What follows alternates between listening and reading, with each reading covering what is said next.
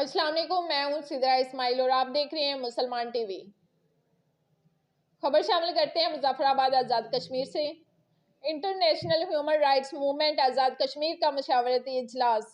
Chairperson international human rights movement youth wing Azad Kashmir محترمہ چاند اشفاق عباسی کی سربراہی میں سینئر صحافی سرکل بکوٹ و آزاد کشمیر ممبر مرکزی ایوان صحافت مظفر آباد، جنرل سیکرٹری ایوان اتحاد پاکستان راولپنڈی، ہزارہ آزاد کشمیر حاجی محمد لطیف اعوان اور سدرا ایڈوکیٹ عافیہ عباسی ایڈوکیٹ کی شرکت۔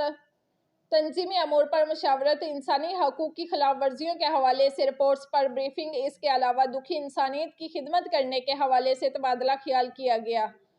اس کے علاوہ آزاد کشمیر کے اندر انٹرنیشنل ہیومن رائٹس موومنٹ کی تنظیم سازی کے حوالے سے خدمت خلق کے جذبے سے سرشار نوجوانوں کی خدمات لینے کا فیصلہ کیا گیا۔ ان خیالات کا اظہار international human rights movement Azad Kashmir کی چیئرپرسن محترمہ چاند اشفاق عباسی نے مشاورتی اجلاس سے گفتگو کرتے ہوئے کیا۔ انہوں نے کہا کہ ہمارا مقصد دکھی انسانیت کی خدمت ہے۔ اس شعبہ میں وہی نوجوان آئیں جو انسانیت کی خدمت کرنے سے سرشار ہوں۔ یہ خدمات کے لیے نوجوان مرد و خواتین والنٹیئر اپنے آپ کو پیش کریں۔ دکھی انسانیت کی خدمت کر کے ہم دنیا و آخرت کو سنوار سکتے ہیں۔ یہ موقع ہر کسی کو نصیب نہیں ہوتا۔ اللہ تعالیٰ جس شخص سے انسانوں کی بھلائی کے کام لینا چاہتا ہے ان کو چن لیتا ہے۔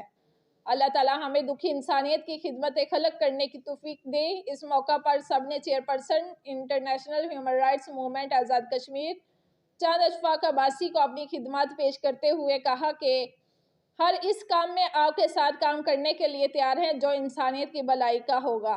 اس موقع پر محترمہ چاند اشفاق عباسی نے شرکاء کا شکریہ ادا کیا۔